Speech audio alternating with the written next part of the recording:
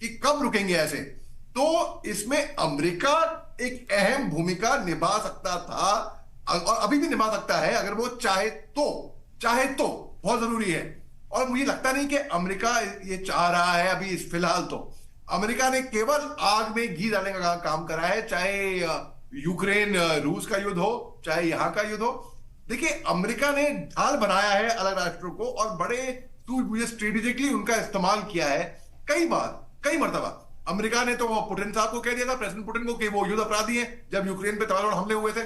अब देखिए, जो 7 अक्टूबर को हमास ने किया, ये सरासर गलत किया, उनका पछतावा भी उनको होना चाहिए और होगा भी, और वो एहसास कर भी रहे होंगे कि कितनी बड़ी भूल हो गई उनसे। उन्होंने अपनी चादर से ज्यादा फैलाया उन्होंने।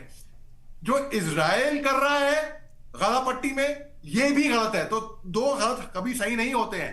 मैंने आपको एग्जांपल दिया अल मगाजी स्ट्राइक्स के जो मारे हुए जो लोग हैं, कि जो विक्टिम्स हैं, जो रेफ्यूजी कैंप में रहते हैं। तो ये जो बदकिस्मती से जो 100 साल से जो चल रहा है, लेकिन जो और सीज फायर की बात होती है, हमास चाहता है कि वो एक परमानेंट सीज फायर हो। और permanent cease fire, frankly speaking, अगर मेरे को ईमानदारी से पूछो तो मैं बड़े आसानी से कह दूंगा, बड़े अच्छे दिखने के लिए टीवी पे, कि हाँ हाँ युद्ध रुकेगा, एक परमानेंट सीज फायर होगी। लेकिन अगर मैं प्रैक्टिकलिटी को देखूं ऑन ग्राउंड, जिस तरीके की स्थिति बनी हुई है, क्योंकि हमास ने बोला है कि जब तक हमले नहीं रुक जाते, और हमास के 40,000 लड़ाके हैं। अब 40,000 लड़ाकों को खत्म करना, यानी कि आप देखिए, उन्होंने कहा गुफाएं हैं। अरे गुफाएं हैं तो उन गुफाएं को, उनके अंदर जो लोग मौजूद हैं, खत्म करने के अलग तरीके भी तो हैं। जैसे कि सी वाटर डालिए, गैस आउट करिए। आप अस्पताल पे तबातोड़ हमले करेंगे, आप बच्चों के स्कूलों पे तबातोड़ हमले करेंगे। अरे तकरीबन 7,000 से 8,000 बच्चे, निहत्थे बच्चे, मासूम बच्चे, निर्दोष बच्चे, उनका क्या कसूर था? उनको मालूम भी नहीं होगा कि भाई ये हमले क्यों बरस रहे हैं उनके ऊपर, ये आफत क्यों आई है उनके ऊपर आखिर तौर पे। और जितने भी इस्लामिक राष्ट्र हैं उनके आसपास के, उनकी हिपोक्रेसी भी सामने आई है यहाँ पे। देखिए, उन्होंने अपने बॉर्डर बंद कर दिए थे, उन्होंने अपने बॉर्डर बंद कर, तो ये बेचारे जाए कहां पे?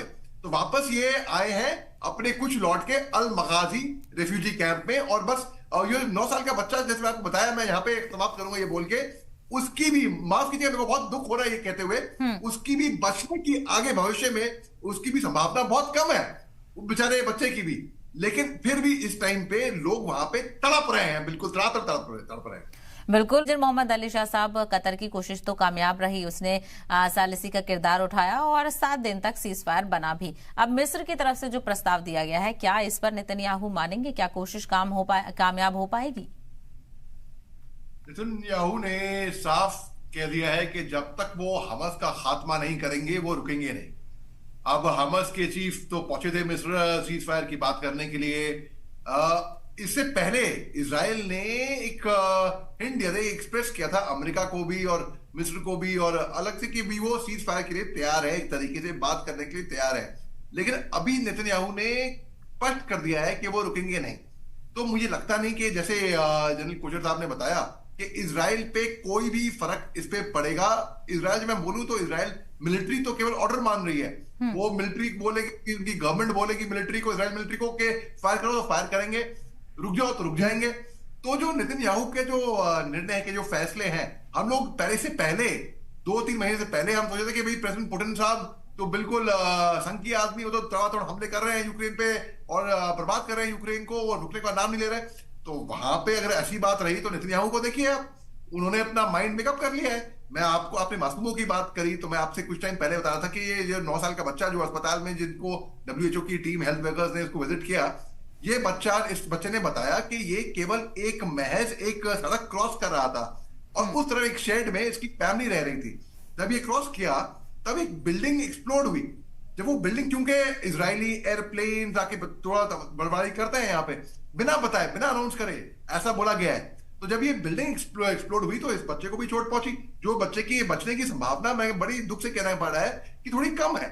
अच्छा, इस बच्चे ने बताया कि अब इजराइल ने बोला कि वो रिव्यू कर रहे हैं इस इंसिडेंट को। अब रिव्यू कर रहे हैं, उन्होंने ये भी बोला कि ये इंटरनेशनल लॉज के तहत ही था, कोई ऐसा नहीं था कि उन्होंने इंटरनेशनल लॉज तोड़े, ऐसा इजराइल का कहना था। यानी कि यहाँ पे इजराइल की भी अकड़, इजराइल जब मैं बोलूं तो मैं नेतन्याहू बोलूं या उनकी सरकार बोलूं, उनकी अकड़ साफ नजर आ रही है। अब वहां पे लोग भूखे मर रहे हैं, वहां पे नूर इस्माइल एक विक्टिम है, वो एक पीड़ित है, उसने बताया कि यहाँ पे पूरे जो गाजा में जो थोड़ी हमले हो रखे हैं, वहां पे 2.4 मिलियन पीपल जो अफेक्टेड हुए हैं, उनकी डायर शॉर्टेजेस हैं, पानी की, खाने की, पेट्रोल की, दवाइयों की, जो बेसिक एम्यूनिटीज है, और जो ट्रक एड्स है वो पूरे टाइम पे वहां पे पहुंच नहीं पाएंगे। जाहिर सी बात है, बीमारियां तरह तरह की फैल रही है। अब जो खाली कंटेनर है वो गाजा में बहुत से वहां पे वो खाली वहां पे रुके, वहां पे रफा स्ट्रीट है वहां पे रुके, लेकिन साउथ गाजा से और तरीके खाना कम से कम डिस्ट्रीब्यूट हो, कुछ भी हो, लेकिन बुरी तरीके से इंसानियत सफर कर रही है। At the end of the day कौन सफर कर रहा है? लोग कहेंगे कि भाई, और इजराइल पे आपका सवाल था, इजराइल मिस्र की बात से बिल्कुल उनको फर्क नहीं पड़ेगा, और इजराइल अपने हमले बदकिस्मती से, और मुझे बड़े दुख से कहना पड़ रहा है, मुझे लगता नहीं उन पे वो अपने हमले अभी रोकेगा। बिल्कुल। जैसा आप कुछ कह रहे हैं, आखिरी कमेंट जल्दी से। जी देखिए, जो यूएन के जो रेफ्यूजी एजेंसी के जो हेड हैं फिलिपियो ग्रैंडी, इन्होंने बताया है कि देखिए ये 1.9 मिलियन गाजा के लोग, गाजा पट्टी के लोग डिस्प्लेस हो चुके हैं। अब इनमें से बहुत से लोग हैं जो खून जमा देने वाली ठंड में मेकशिफ्ट टेंट्स और वहां पे रह रहे हैं, बिल्कुल बाइटिंग कोल्ड। ऐसे माहौल में बीमारियां भी फैल रही हैं। और मंडे को एक लिक्विड मीटिंग हुई जहां पे नेतन्याहू ने कहा, मैं आपको हर एक अखबार है इजराइल का जो मैं पढ़ रहा था, उसके ऑनलाइन पढ़ा था, उसके बारे में मैं बता रहा हूं। तो नेतन्याहू ने उसमें बोला है कि वो तैयार हैं सिविलियंस को सपोर्ट करने के, जो वॉलंटियरली सपोर्ट निकल रहे हैं साउथ गाजा से। हमास ने बोला है नहीं, एब्सर्ड, ऐसा कुछ है ही नहीं, ये कोई सपोर्ट नहीं कर रहा है।